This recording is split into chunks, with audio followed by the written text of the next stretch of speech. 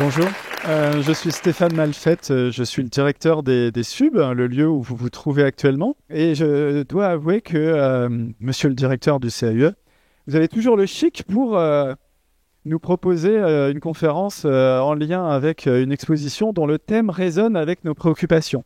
Mais je pense qu'on n'est pas les seuls à entrer en résonance avec ces préoccupations. Et c'est vrai, quand on parle d'architecture, d'environnement, de santé, à notre petit niveau en tant que lieu artistique qui accueille des artistes mais aussi beaucoup de public, on se pose beaucoup la question de la façon dont on va favoriser la qualité de la rencontre entre le public et des œuvres, en général des spectacles, mais aussi le contexte général d'un spectacle ou d'un événement en extérieur, et comment on va favoriser une forme de bien-être. Surtout dans un site comme le nôtre, qui est un site patrimonial, mais qui n'a pas été conçu au XVIIe pour faire des spectacles aujourd'hui.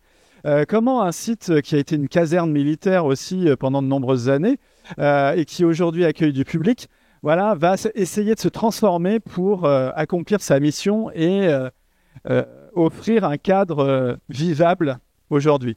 J'en dis pas plus, je vous laisse la parole. Je vous souhaite une belle soirée et surtout une belle exposition pendant plusieurs mois au CAUE. Merci. Merci beaucoup. Donc, Olivier se rapprocher. Donc, moi, je suis Sébastien Spertot, directeur du CAUE de Métropole. Donc, effectivement, monsieur le directeur, merci beaucoup de nous accueillir une nouvelle fois au Subsistance, qui est un lieu chargé d'histoire et particulièrement confortable et privilégié, effectivement, pour engager des débats comme on va le faire au CAUE Rhône Métropole dans quelques instants. Donc cette conférence, elle s'inscrit, comme on le fait chaque année, dans ce qu'on appelle, nous, une année thématique de sensibilisation, et que nous avons choisi de consacrer cette année à la question de l'urbanisme favorable à la santé. Donc cette année, elle s'appuiera principalement sur l'accueil au CAUE Rhône Métropole de cette exposition maîtresse, intitulée « Comment allons-nous en Rhône-Alpes ?» et elle explorera les liens étroits qui existent entre santé collective et les enjeux d'aménagement urbain. On considère, nous, le CAUE, qu'on est un véritable service public de l'architecture et plus globalement des enjeux qui touchent aux questions d'aménagement du territoire. Nous plaçons au centre de nos missions cette question de l'héritage, de ce qui est déjà là, de ce qui nous est légué par l'histoire au sens large, urbaine, rurale des territoires, mais aussi sociale, humaine, et qui inclut évidemment là-dedans toutes les formes de vivant. Tous nos travaux, toutes nos missions de conseil s'attachent en premier à valoriser ce qui nous est légué, quelle qu'en soit la nature, que ce soit quelque chose de qualitatif ou d'un peu moins intéressant, mais nous estimons toujours que la question de l'analyse et la reconnaissance de l'existant d'un bien commun remet forcément à sa place en premier enjeu la question du vivant. Donc le vivant qui est le premier de toutes nos démarches de transformation du territoire. Je passe la parole à Olivier de la Barre qui va pouvoir présenter le travail de la Fondation AIA.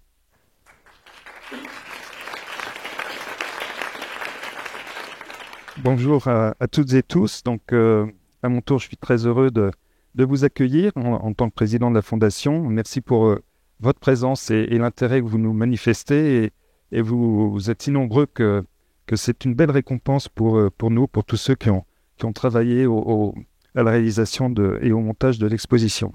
Alors, AIA Life Designers a créé cette fondation en 2011 pour développer une recherche fondamentale sur les enjeux croisés entre les trois domaines de l'architecture, de la santé et de l'environnement, comme son nom l'indique. Elle a intitulé ce travail « Bien vivre la ville » et qui est partie d'une première interrogation qui était et si la ville, finalement, des grandes métropoles favorisait la santé et le bien-être, contrairement parfois à quelques idées reçues.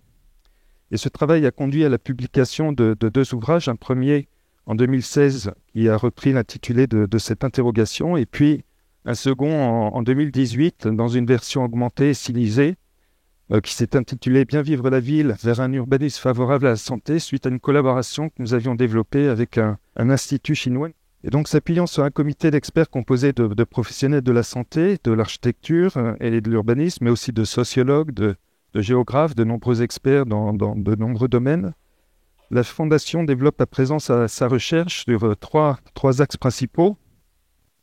Tout d'abord, celui des déterminants de santé. Notre deuxième axe de recherche, c'est celui qui est intitulé « La ville de tous les âges ». Enfin, le troisième axe de recherche, c'est celui de l'hospitalité en ville, ou voire de l'inhospitalité en ville, qui interroge la vulnérabilité sous toutes ses formes. Et donc, nous étudions les manières possibles de les traiter ou mieux de les éviter.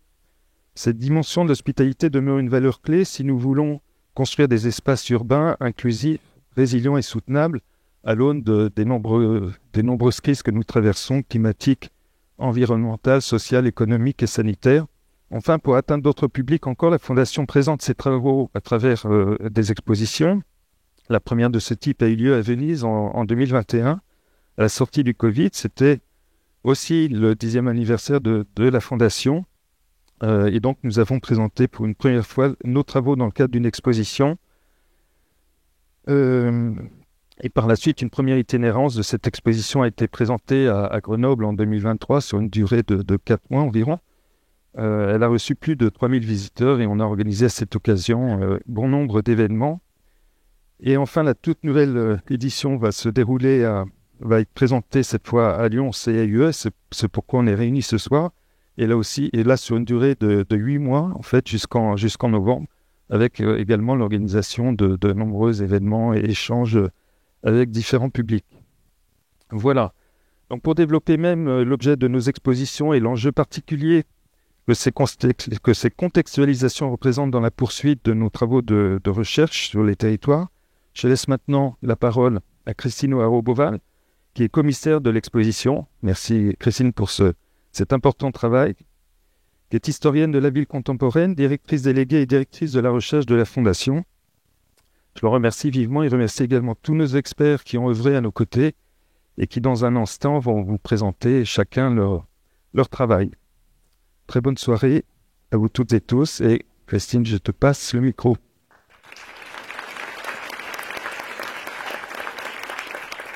Merci Olivier. Oui, en effet, comme le disait Olivier, alors on parle de santé collective, mais on a fait évidemment œuvre collective. Comme le disait juste à titre Olivier, cette exposition, c'est le troisième volet d'un cycle qui a commencé en 2021 à Venise.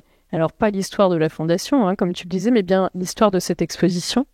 Et l'idée, c'était de faire découvrir, en effet, ce travail de recherche de la Fondation qui, à juste titre au départ, essayait d'explorer la complexité de la question qu'on s'est posée ensemble et qu'on se pose aujourd'hui de qu'est-ce qui fait qu'on vit bien finalement ensemble. Et à l'occasion, je le rappelle, de cette biennale de Venise, la question qui était d'ailleurs posée alors que cette biennale avait été repoussée par le Covid, c'était comment allons-nous vivre ensemble demain ?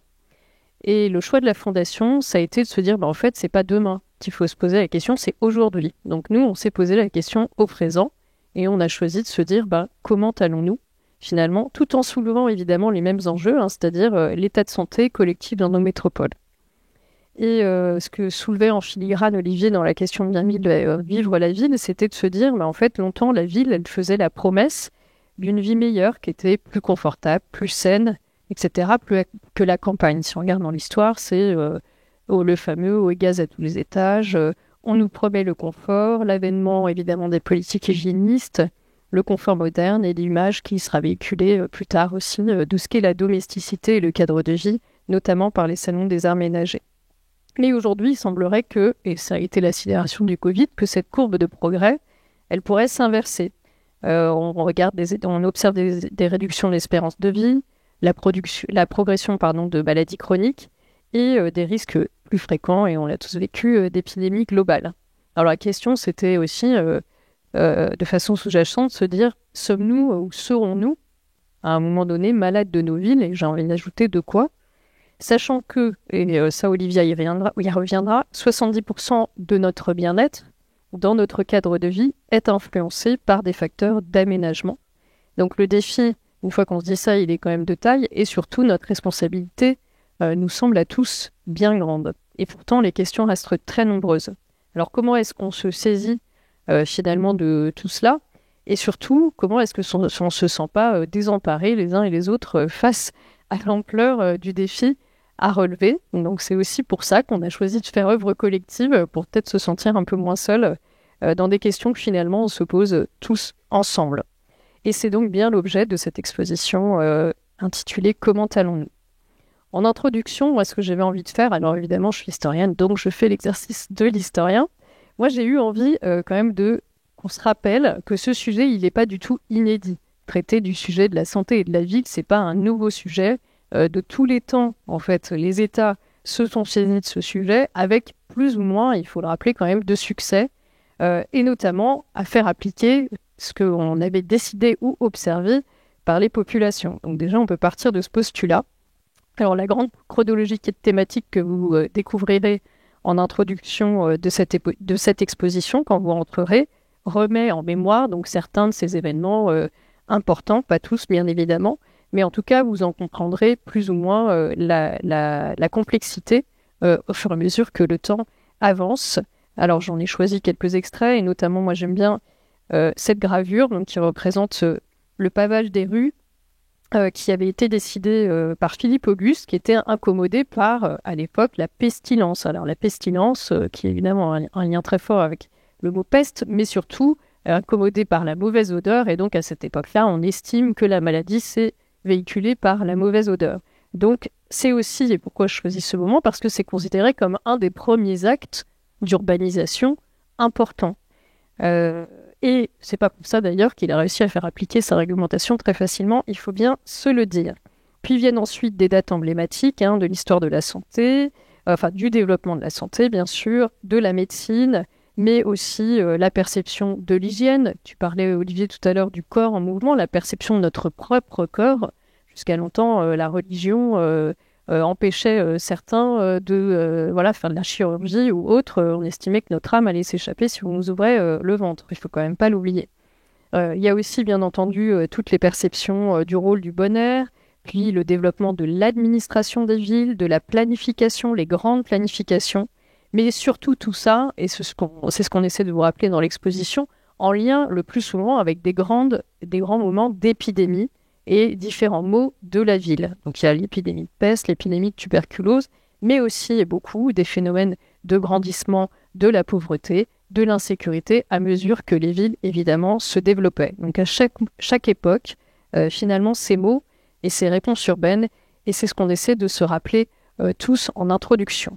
Et ces réponses, finalement, elles vont créer des modèles, donc des modèles de ville. Alors on retient des modèles emblématiques récents de notre histoire. Alors il y a eu la théorie et l'application plus ou moins réussie des cités-jardins, les œuvres sociales dans le logement avec les HBM, et donc l'application aussi d'une certaine façon à tous donc, de ce confort moderne qu'on déclamait derrière ce haut et gaz à tous les étages, et après-guerre, donc des modèles théoriques qu'on découvre à travers les modernes, et notamment ces fameuses fonctions fondamentales de la ville, je les rappelle, circuler, habiter, travailler, et on oublie souvent aussi se divertir, donc qui font partie de la matrice corbusienne qui va donner la naissance des villes qu'on appelle modernes, mais qui sont notre héritage. Depuis les années 50, on n'a pas inventé grand-chose d'autre que les fonctions fondamentales de la ville comme matrice initiale. Et pourtant, je réfute justement ce que je viens de dire, une fois qu'on s'est dit ça, finalement, on se rend compte que se joue en parallèle une autre histoire, celle de l'humain, et celle des myriades de facteurs fondamentaux à sa bonne santé et qui dépassent le seul confort du cadre bâti ou la systématique planification urbaine en strates, en réseau, quelles que soient ses intentions, bien sûr. Alors comment est-ce qu'on prend en compte finalement le cumul de ces facteurs de plus en plus complexes et à mesure que les villes se développent, de toute façon, et puis on sera de plus en plus nombreux en 2050 dans les villes, il ne faut pas l'oublier. Donc, comment est-ce qu'on fait pour prendre en compte cette complexité tout en continuant à construire des villes habitables qui vont faire écosystème. Et on termine d'ailleurs ce dernier grand chapitre en citant au sol dans la chronologie l'intégration de la démarche One Health au contrat local de santé dans la chronologie lyonnaise, mais aussi en rappelant les liens entre cadre de vie et déterminants de santé, les fameux 70%, que je vous ai cité au départ et dont je vous parlais en avant-propos. Olivia, tu reviendras sur ça, mais surtout sur la façon dont ce diagramme doit aussi montrer et mettre en valeur les liens qu'on cherche évidemment à explorer derrière tout ça. Mais nous travaillons aussi sur d'autres modèles Rappelez-vous, je vous disais, ces mots, ils vont créer des modèles. Mais en fait, un modèle, ça reste un modèle. Et il y a d'autres modèles qui sont tout à fait possibles et qui peuvent présenter des alternatives.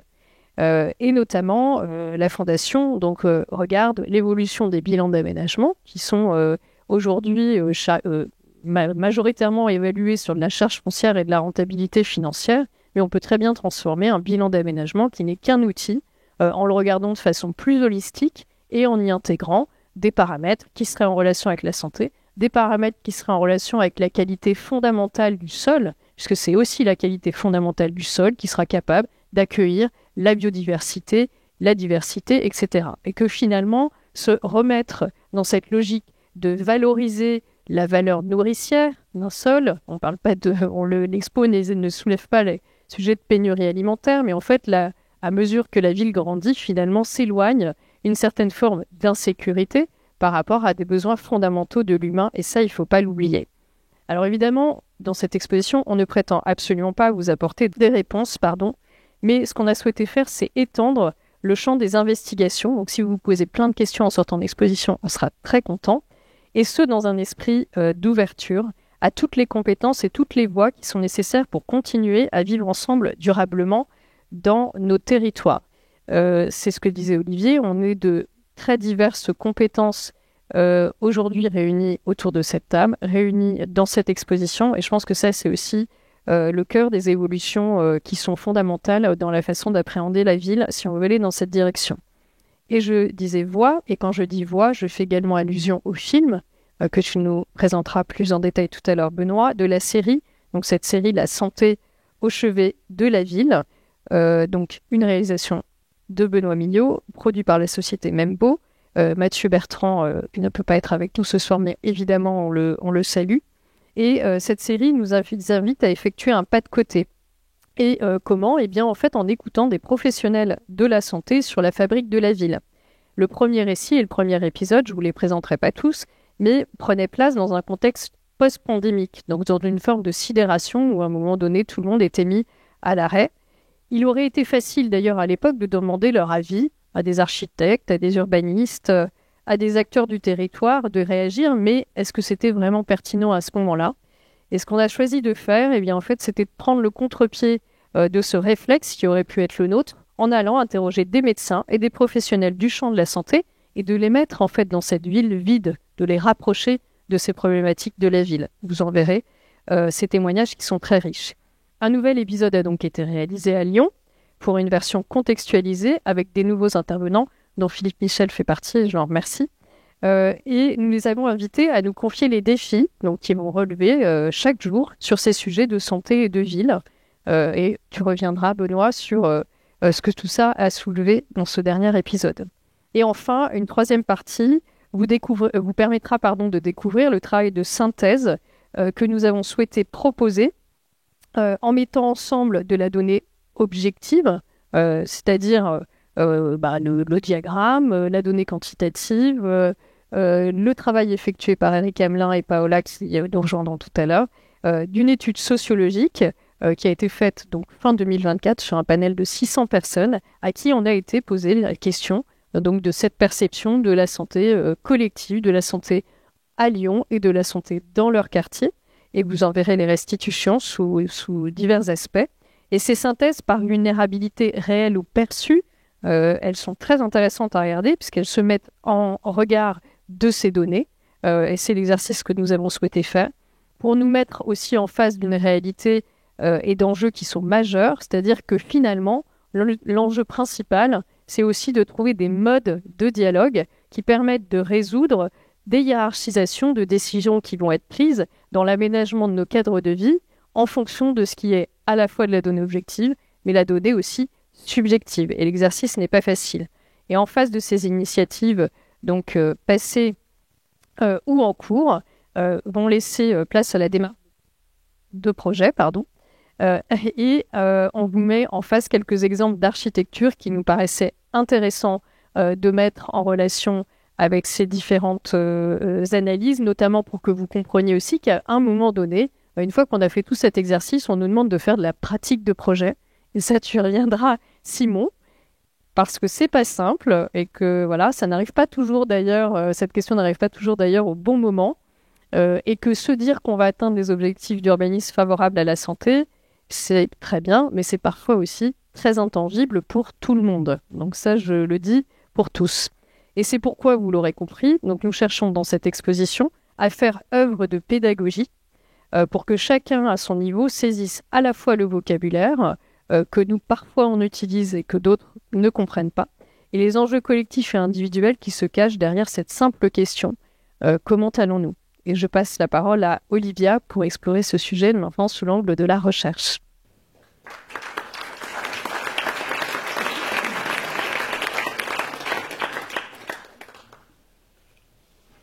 Merci Christine. Donc effectivement, afin d'affiner notre compréhension des enjeux plus particulièrement qui sont relatifs à l'aménagement du territoire, on a initié en 2019 un travail de recherche qui visait à répondre à une question qui paraît simple, mais à laquelle il est assez difficile de répondre, qui est celle qui est donc affichée sous vos yeux. Quel type de contexte et d'aménagement urbain peuvent avoir des effets positifs ou négatifs sur la santé collective? Donc en tant qu'acteur et concepteur de la ville, pour nous, il était important de mieux comprendre ces relations qui existent entre ville et santé, finalement pour mieux prendre en compte ces enjeux dans nos propres projets. C'était la question initiale que l'on s'était posée. Et comme l'explique l'OMS dès les années fin 90, en fait, la clé de la prévention et de la promotion de la santé repose sur un concept assez fondamental, dont Christine a parlé en introduction, qui est finalement la bonne identification et compréhension des déterminants de santé. Et nous, ce qui nous intéresse, ça va être finalement les déterminants de santé qui sont en relation avec l'aménagement urbain.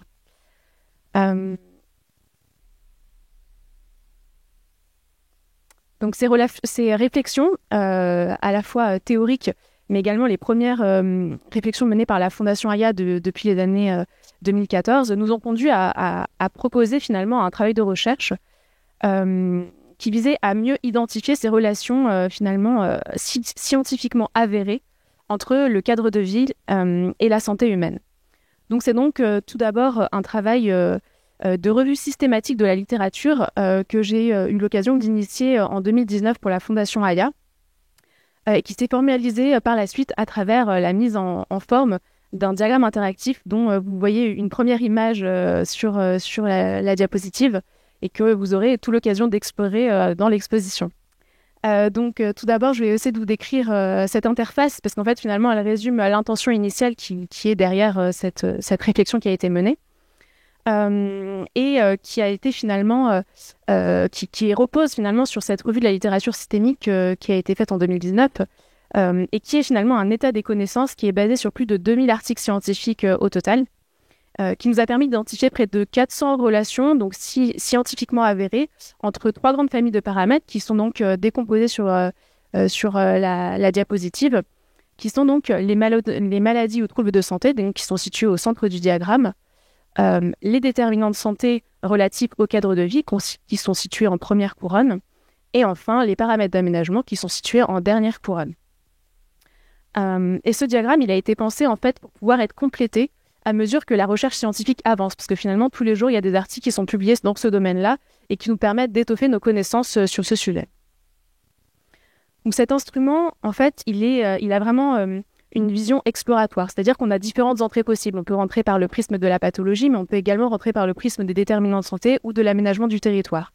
Et comme vous pouvez en avoir un aperçu sur ces 2 exemples, on voit à chaque fois qu'on clique sur l'un de ces paramètres, on voit s'afficher en rouge finalement les relations d'interdépendance qui vont exister entre, par exemple, cette pathologie de santé et différents types de déterminants de santé et paramètres d'aménagement. Donc cet instrument, il permet finalement d'explorer ce réseau d'interdépendance qu'on a pu identifier via la revue de la littérature scientifique. Alors, comme l'a dit Christine, à la fois l'exposition, mais aussi ce travail de recherche, il a vraiment une visée pédagogique, une visée de recherche et une vision également de partage finalement d'un état des connaissances qu'on a pu identifier lors de ce travail de recherche, mais il vise également à interroger finalement les pratiques actuelles dans un objectif d'évolution, de prise en compte de ces enjeux de santé.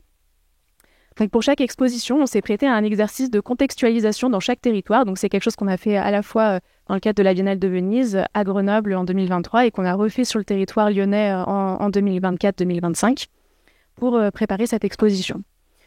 Donc effectivement, le diagramme illustre aussi ce travail de contextualisation qu'on a pu faire.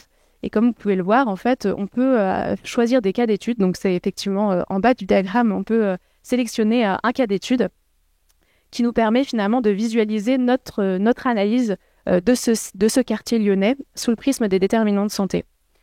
Donc, comme vous pourrez le voir, on a fait le choix d'analyser 3 quartiers en particulier sur le territoire lyonnais. Pourquoi ces quartiers-là en particulier? Alors, c'est un choix assez arbitraire, on aurait pu en prendre d'autres, mais on a décidé de prendre des quartiers qui avaient une relation avec le fleuve, puisque c'est un paramètre important à Lyon, mais également des quartiers qui avaient fait l'objet ou qui font actuellement l'objet de grandes transformations urbaines.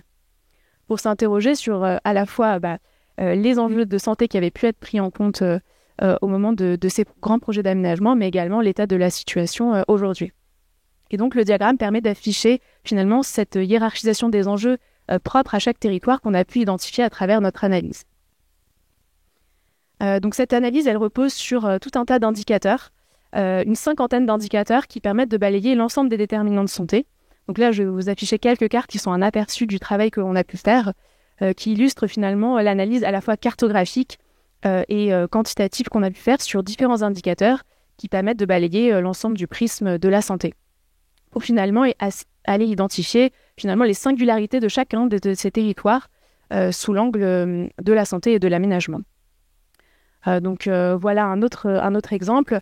On s'est basé à la fois sur des données qu'on a pu analyser nous-mêmes ou des données qui sont produites par des grands acteurs locaux comme la métropole de Lyon, Atmo, ou alors d'autres typologies d'acteurs comme également l'agence d'urbanisme de la métropole de Lyon.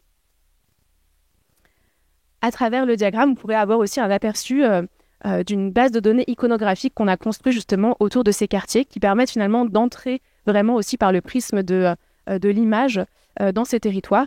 Et donc, en fonction de ce que vous sélectionnerez sur le diagramme et du cas d'étude que vous aurez choisi, vous seront affichés également à la fois des photographies et des cartographies qui viennent illustrer finalement les différents déterminants qui sont interrogés dans votre exploration. Donc pour conclure cette partie plutôt recherche, je voulais souligner que cet instrument d'exploration, il appelle à une priorisation finalement sur mesure des actions à entreprendre suivant les enjeux locaux identifiés. Et il met également en évidence la nécessité de considérer la santé comme une clé d'entrée prioritaire pour le projet urbain. Il soulève aussi la question fondamentale de la coordination et du décloisonnement des actions en faveur de la santé à l'échelle du grand territoire. Et c'est des questions qu'aujourd'hui, nous, on se pose dans la recherche, mais aussi dans le cadre de nos projets. Et je vais laisser Simon Davis poursuivre sur cet aspect finalement plutôt paradigme dans la pratique du projet. Donc Simon Davis, vice-président de la Fondation Aya. Merci Olivier. Bonsoir à toutes et tous. Je suis très heureux de vous parler un peu de la question de ce nouveau paradigme dans la pratique de nos projets liés à cette recherche fondamentale. Très tôt, on s'est intéressé à comment elle pouvait nourrir la pratique de nos projets et on a expérimenté, on a fait aussi de la recherche-action depuis une dizaine d'années maintenant et sur à peu près une trentaine de projets à différentes échelles, allant vraiment de la question de l'équipement à la question du grand territoire. On a mené ce travail pas de manière individuelle, mais vraiment avec l'ensemble des métiers du groupe Aya, et c'est ce qui compose aussi sa richesse. On avait une intuition dès le départ, c'est que cet état de l'art, des liens éprouvés entre urbanisme et santé, il pouvait se conjuguer aux instruments contemporains de l'ingénierie et de l'urbanisme pour penser les choses différemment et révéler un certain nombre de paramètres qui préalablement étaient invisibles aux yeux du concepteur. Ainsi, grâce à l'open data et aux cartographies SIG, et avec le concours également des outils de modélisation numérique qui nous permettent d'anticiper et de réaliser un design prospectif des territoires, on se doutait qu'on pouvait arriver à des singularités, à quelque chose qui pouvait rentrer en altérité avec nos pratiques. Et tout ça est très complexe, mais finalement le résultat est assez simple par rapport aux instruments qu'on vous a présentés sur les déterminants de santé et aux cartographies qu'a montré Olivia, l'un des apports de cette démarche, c'est déjà celle de superposer des enjeux qui habituellement sont considérés de manière totalement indépendante. Par exemple, superposer les cartographies d'exposition au polluant, là, à gauche, avec des espaces vulnérables, comme notamment des établissements scolaires qui accueillent de jeunes enfants qui sont particulièrement sensibles à cette question de la pollution de l'air. Un autre exemple, cartographier effectivement les îlots de chaleur de manière suffisamment fine et regarder l'accessibilité aux espaces publics de proximité, notamment aux espaces verts, en fonction du lieu où vous habitez. Et on vient ainsi identifier des déserts végétaux, des déserts en matière d'accès à un îlot de fraîcheur de proximité. Donc des choses finalement assez concrètes. Avec l'introduction sur les déterminants de santé, on peut avoir l'impression que l'urbanisme favorable à la santé se réduit à une myriade de micro-attentions et qui répond à toutes ces micro-influences liées aux déterminants de santé. Et c'est en partie vrai, ce qui fait que cette démarche est en partie invisible et d'un point de vue électoral, ça peut être difficile à défendre notamment. Mais c'est aussi une dimension substantielle, susceptible d'irriguer l'ensemble des phases du projet. Il ne faut pas qu'on se contente dans notre pratique de ces petits ajustements qui sont vraiment importants, la hauteur de l'emmarchement, l'inclinaison du banc par exemple, c'est des éléments très importants pour adapter aux différents profils de population. Mais il faut également qu'on puisse affronter les causes structurelles des inégalités de santé sur les territoires. Celles qui font aujourd'hui, et on le voit ici, que les plus vulnérables sont généralement les plus exposés. Celles qui font qu'on aboutit à un urbanisme générique dans lequel on peine à avoir un sentiment d'appropriation. Celles qui font, enfin, que les quartiers ne sont pas pensés pour être entretenus dans la durée et ne sont pas pensés avec les gens qui les entretiennent. Si on prend cette question de la santé suffisamment en amont, nous, on a la conviction, à travers ces différentes expérimentations, qu'on peut contribuer à révéler la personnalité d'un territoire. Et c'est fascinant de voir comme ces hiérarchisations, elles peuvent varier de manière importante de territoires qui sont pourtant distants de quelques centaines de mètres. Les vulnérabilités sont différentes et donc il n'y a pas de recette pour faire un urbanisme favorable à la santé. Cette métrique, elle est bien belle, mais elle ne suffit pas. Dans cette approche, on confronte systématiquement cette métrique au ressenti des populations, grâce au concours notamment d'Éric Hamelin dans la salle. Et ce qui nous intéresse beaucoup, c'est que les perceptions qui se traduisent dans ces questionnaires, elles peuvent différer de manière assez conséquente avec les métriques qui sont relevées.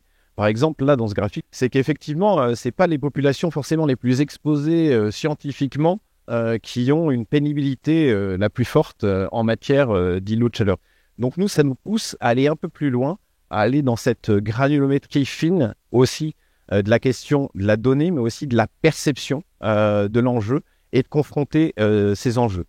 Souvent, quand on arrive sur un projet avec cette démarche sur la santé, les gens s'attendent à des solutions, à des remèdes. En réalité, cette démarche, elle pose plutôt beaucoup de questionnements et elle pousse au contraire à une forme d'arbitrage politique sur ce qui va irriguer la politique de la ville.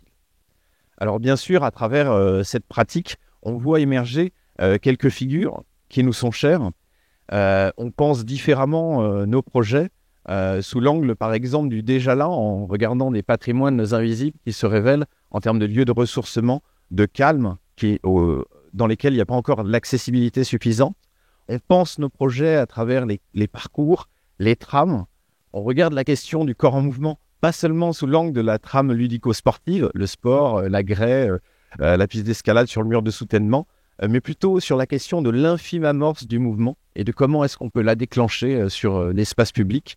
Finalement, je dis assez souvent, le dispositif en matière de design actif le plus efficace, c'est le banc, parce que c'est celui qui permet de s'arrêter et de reprendre son chemin tranquillement.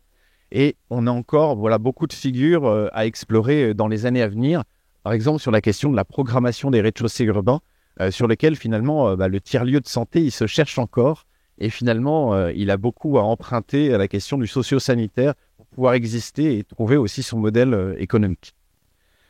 Enfin, le processus du projet mérite d'être complètement réinterrogé aux yeux de ces déterminants de santé, mais aussi parce que 90% de la ville est déjà là, et donc on s'adresse maintenant à des tissus existants avec plein de micro-échelles, et on voit que le dispositif séquentiel, diagnostic, étude, est assez inopérant dans ce genre de contexte. Finalement, aujourd'hui, on fait un diagnostic presque tout au long du projet qui s'affirme en fonction des premières expérimentations qu'on aura réussi à faire et en se donnant aussi un droit à l'erreur, à la reprogrammation dans le processus de projet et en apprenant, en marchant quelque part dans ce processus-là.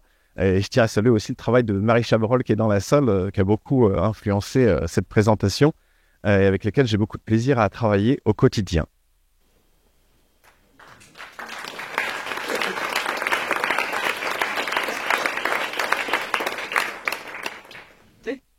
Sans transition, donc.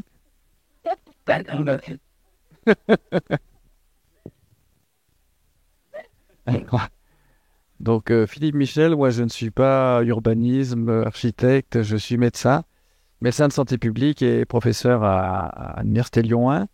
Et j'ai envie de commencer cette présentation. Vous me laissez un petit temps de parole, donc je le prends.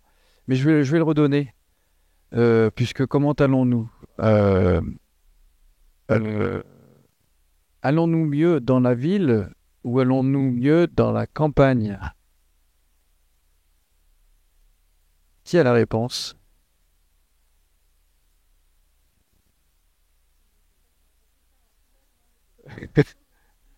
Alors,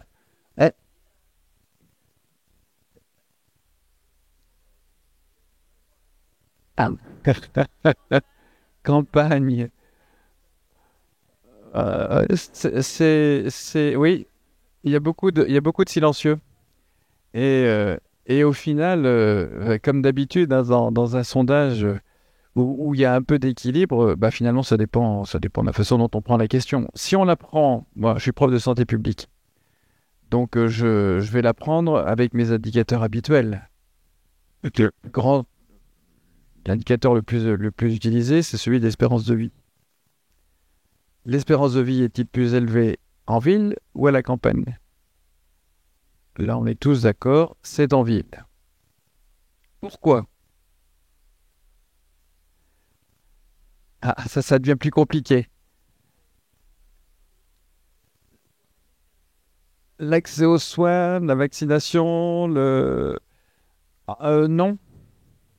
Ça y contribue, bien évidemment. Le lien social, ça, c'est vraiment un déterminant de santé majeur. Hein, ça fait partie des leviers.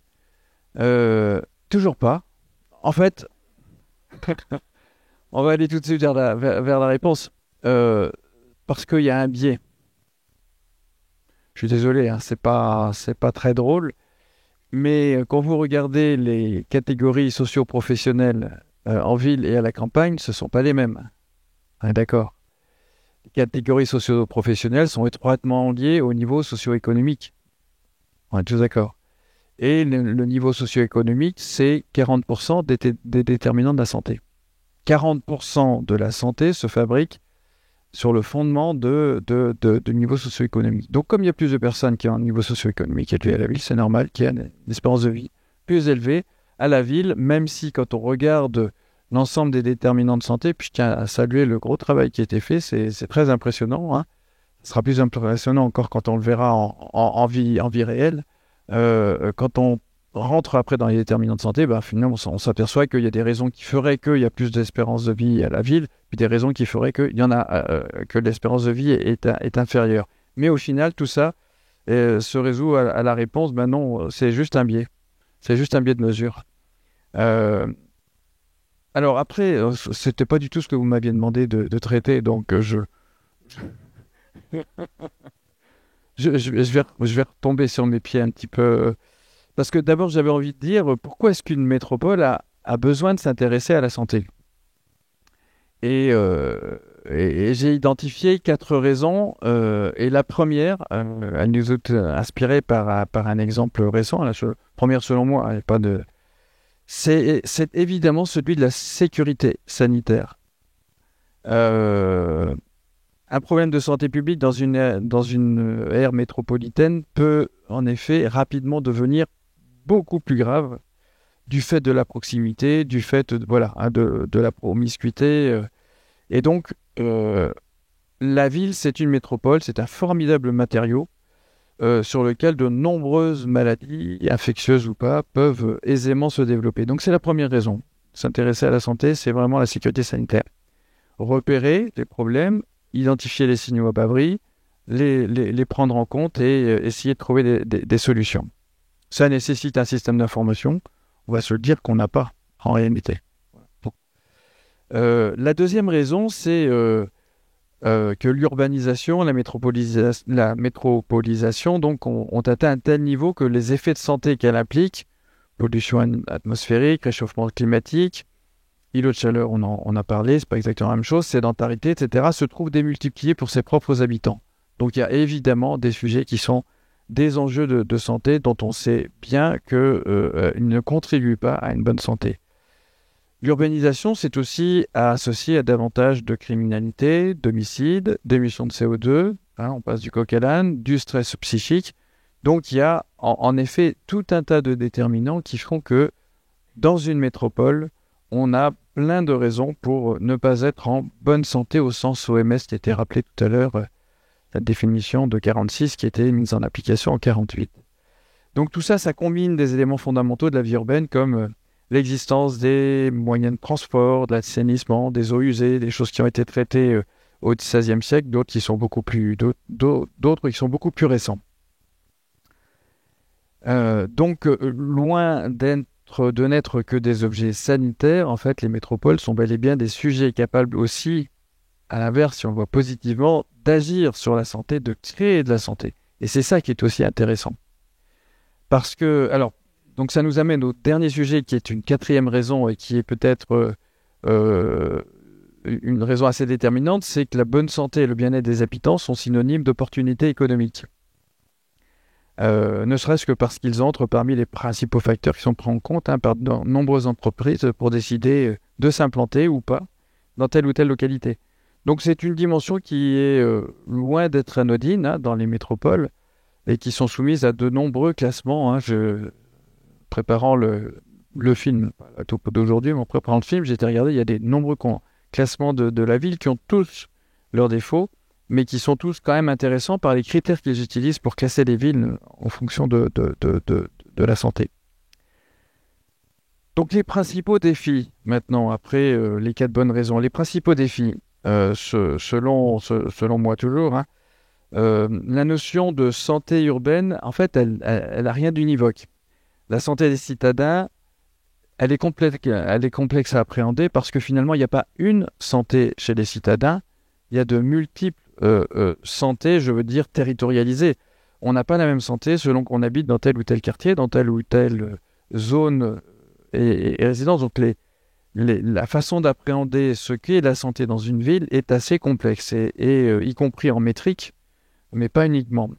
Et ce qu'il y a derrière le terme de santé, le terme de prévention, c'est forcément les inégalités sociales et territoriales, ça c'est un mot-clé en santé. Et ces inégalités territoriales, sociales, puis on va rajouter environnementales, de santé, ça constitue précisément pour les grandes métropoles le cœur de la problématique. C'est là-dessus qu'il faut se centrer. C'est là-dessus aussi où on est en difficulté.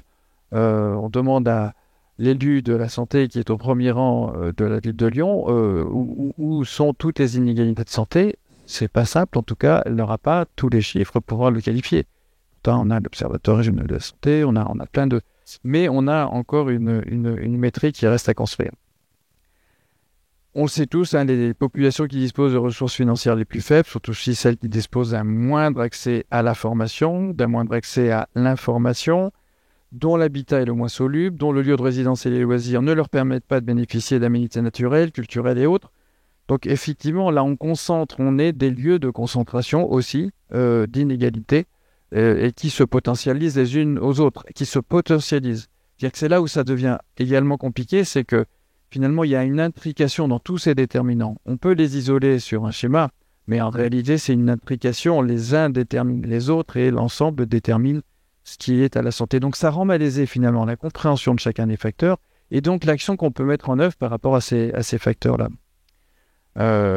Donc je m'arrêterai là sur les défis parce qu'il me semble qu'on est arrivé un petit peu, on est parti des inégalités sociales et territoriales et on a abordé les déterminants et on se dit que finalement il y a une telle complexité, une telle implication dans tous ces déterminants que la définition des actions est toujours très compliquée. Et c'est là où je rejoins des choses qui ont déjà été dites, c'est l'aspect démocratie participative, c'est-à-dire construire des solutions avec les habitants, c'est certainement une voie d'avenir parmi les plus percutantes parce que les gens savent souvent bien mieux que les experts les solutions qui pourraient être mises à l'épreuve. À nous, experts, de savoir dire non, ça c'est des données, c'est des solutions qui ont montré déjà leurs preuves, donc on peut y aller, d'autres qui sont un peu discutables, donc on ne va pas forcément y aller. Donc la recherche des solutions se fait avec forcément les habitants.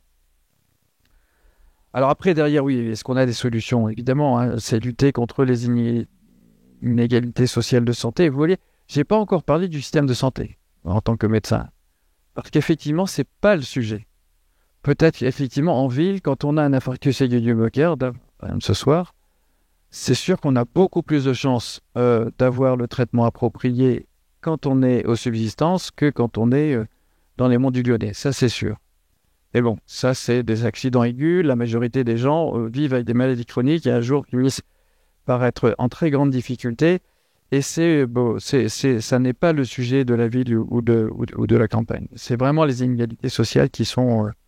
Alors, dans les solutions, le fait de dire il faut lutter contre les inégalités sociales parce que c'est déterminant, ça renvoie à une question qui est compliquée pour le décideur, pour le politique.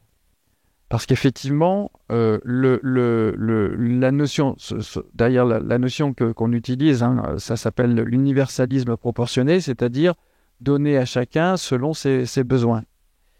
Et donc, ce n'est pas une situation d'égalité, c'est une question d'équité qui est en œuvre et qui autorise donc la concentration, de fait de concentrer des moyens là où ils sont les plus nécessaires et les plus efficaces. Ça veut dire qu'en termes de politiques de santé qui sont déployées à l'échelle d'une grande métropole, il faut faire des choix.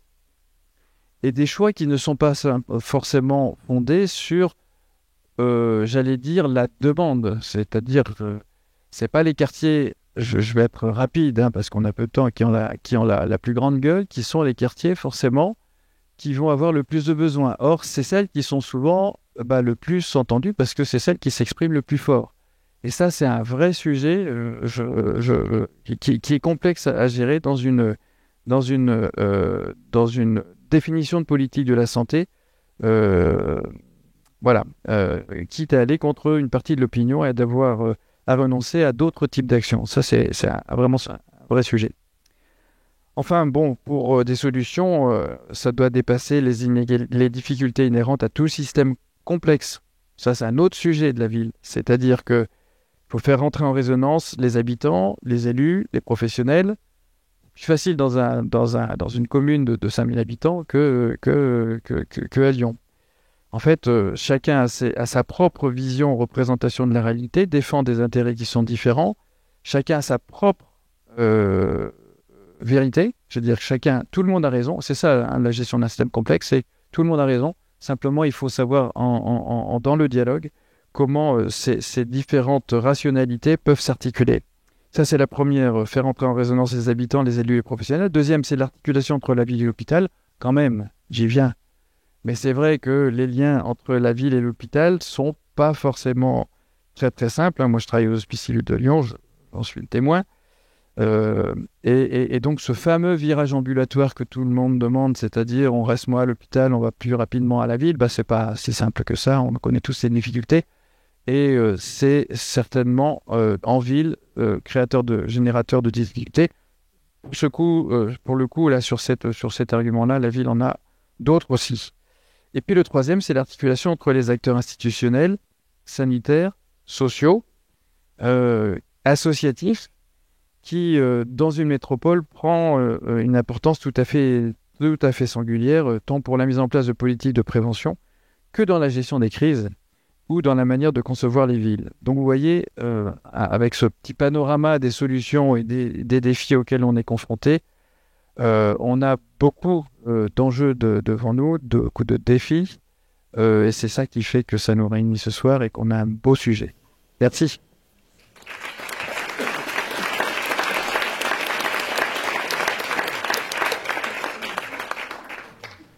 Bonjour, moi je suis réalisateur en fait et je travaille aussi avec l'ensemble de la fondation à la réflexion.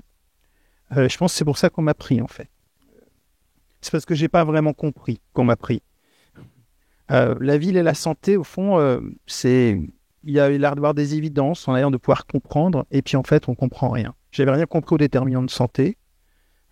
J'étais un peu perdu et en plus on m'a dit on va interroger le monde médical pour faire une exposition et le présenter à la Biennale de l'Architecture. Alors là, c'était encore pire, quoi.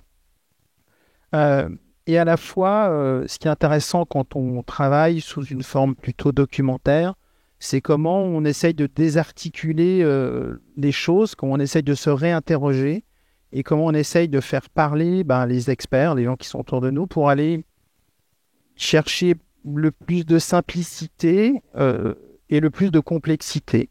Voilà. Et on essaye avec ça de faire un film. On a commencé ce film sur ce sujet-là et le Covid est arrivé. Alors, ce qui est une très grande violence, on était tous bloqués. Et à la fois, d'un point de vue cinématographique, on avait un décor post-apocalyptique d'une ville entièrement vide. Et donc on a commencé ce film avec rêvez pas, c'est pas des photos, c'est un film en fait. Et donc je suis sorti puisqu'on avait le droit de sortir si on devait travailler, donc je suis allé travailler, j'ai tourné du vide au fond. Et donc voilà, le sujet a commencé comme ça. Et entre les deux confinements, je suis allé interroger les experts qu'on m'a donnés, puisqu'on m'avait dit aller voir des experts. Donc, je suis allé voir ces experts et on a commencé de parler. Très vite, ils se sont détachés du Covid, au fond. Et ils ont partagé tous quelque chose auquel je ne m'attendais pas du tout, qui était de dire, au fond, la santé, c'est notre bien, c'est très personnel. Mais au fond, cette période très violente qui nous arrive, elle nous met en face d'une autre réalité qui est de dire que la santé, elle est surtout collective et que si elle n'est pas collective, elle ne peut pas être personnelle. Et donc, ça a orienté vraiment l'ensemble de la discussion avec des chiffres encore plus violents qui est de se dire qu'il y a 30% de la population qui est dans des situations économiques, sociales extrêmement graves et que dans ce cas-là, penser à la santé, si on y pense après avoir mangé, après avoir été logé, etc. Donc, ça impose d'avoir une forme d'écoute, une forme de regard différent et de décaler son regard. Après le deuxième film, on est allé à Grenoble. Donc, je me suis dit, c'est bien, on y retourne, quoi. Et donc, ça, c'était absolument passionnant. Et c'était le début de la réflexion, était de dire comment on met les mains dans le cambouis pour essayer de se poser les bonnes questions et d'aller confronter ce sujet. Et on a rencontré, cette fois-ci, des gens très différents. Avec donc déjà pas mal de chercheurs, des gens qui se mettaient à essayer d'avoir de la donnée. Là, j'ai commencé à comprendre les déterminants en ce moment-là, je crois. Pourtant, ils m'ont saoulé plein de fois. Ils ont essayé. Mais en tout cas, là, c'est devenu quelque chose qui devenait un peu plus clair pour moi. Et j'essayais de le transmettre. C'est de se dire comment on aborde ces sujets. Avec à nouveau ce regard sociétal de se dire voilà, comment on questionne les gens, est-ce qu'ils sont capables de s'exprimer, est-ce qu'ils sont capables de parler, ça ne veut pas dire qu'ils ne pensent rien s'ils ne parlent pas, donc ça veut dire qu'il faut aller et là c'est toute la partie d'études sociologiques qui est absolument passionnante, c'est il faut aller chercher les choses, il faut se construire une vision, il faut aussi déconstruire ce qui ne fonctionne pas, les écoquartiers. On a eu une discussion avec certains qui sont anciens de ça sur les écoquartiers, des espèces d'objets qu'on a depuis 30 ans, et alors qu'il faut arrêter le prototypage, il faut qu'on rentre dans une autre échelle maintenant, c'est fini, ça ne sert plus à rien, quoi. Comment on est positif, comment on écoute et comment on construit cette vision pour ensemble, et là c'est le rôle de la fondation qui est de faire des recherches, faire des expositions, faire des films pour qu'on puisse tous ensemble se questionner. Et donc notre mission, elle n'est pas de trouver des solutions ou de donner des réponses, elle est d'essayer d'avoir une bonne réflexion pour travailler ensemble. Puis on arrive à Lyon, et donc comme j'étais parti sur des dimensions cinématographiques, je me suis dit comment on essaye... Alors déjà on m'a donné un autre paquet, parce qu'à chaque fois il me file un paquet cadeau, hein, vous inquiétez pas, il m'envoie des trucs. Elle m'a dit on va voir tout le monde politique, c'est-à-dire ceux qui au fond structurent, pensent, agissent, travaillent au niveau politique dans la ville. Merci. J'ai toujours pas d'architecte là-dedans, hein, donc je pense qu'ils ont la trouille quand même de parler du sujet. Je pense qu'ils essayent de placer tout le monde avant pour un moment donné, mais on va réussir à les avoir à un moment donné, vous inquiétez pas. Et donc l'idée était aussi de ramener les gens qui s'occupent de la ville à l'échelle de marcheurs, c'est-à-dire on a fait une déambulation. L'idée c'était de tous les faire marcher dans la ville, de les interroger aussi sur la façon dont ils avaient été percutés par ce sujet de la ville et de la santé. Parce que comment intimement c'est rentré dans leur vision professionnelle, dans leur métier, dans leur vie. Et est-ce qu'il y a un événement? Aujourd'hui, on est tous proches de gens qui ont des maladies, on est tous proches d'événements qui se passent, mais comment ça les touche au fond? Comment au quotidien c'est rentré dans leur histoire?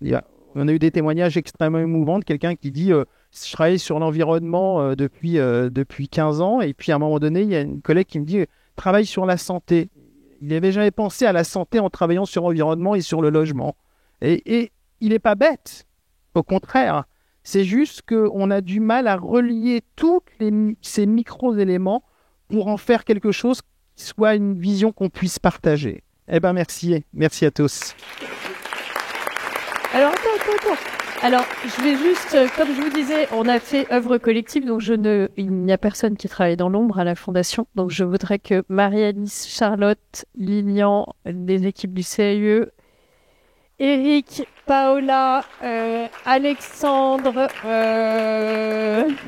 Adèle, voilà, vous veniez et que on puisse les applaudir aussi, parce que c'est pas parce qu'on a pris la parole que, voilà, mais tout le monde, Olivier. Ah.